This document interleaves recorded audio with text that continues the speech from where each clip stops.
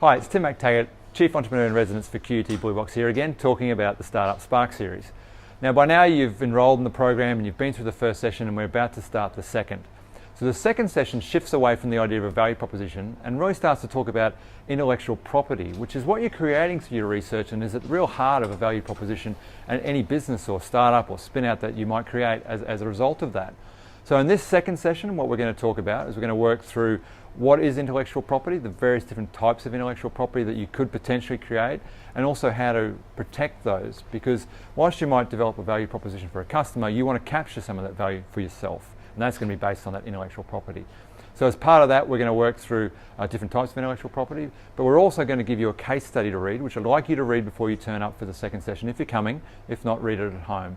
That case study will examine a specific case of technology commercialisation here at QUT.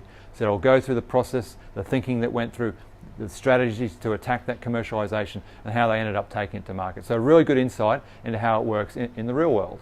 So if you can work through that.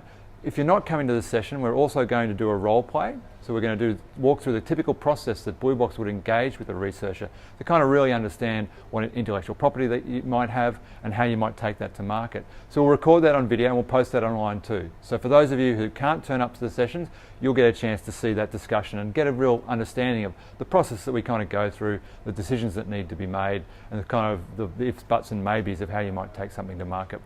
So that's the second session, so hopefully you get a lot out of that. We move from value proposition to sort of identifying IP and how you take it to market, which is a lead into the final session, which you'll see in the third session, which is really about pitching your idea. So I'll talk more about that in the next video and as you come up to the next session. So again, if you're coming to the session, please work through those resources before you come. And again, if you want resources, if you're working through it at home and you want support, absolutely happy to take questions and queries at startup@qutbluebox.com.au. And if you are coming, looking forward to seeing you at the second session of the Startup Spark series.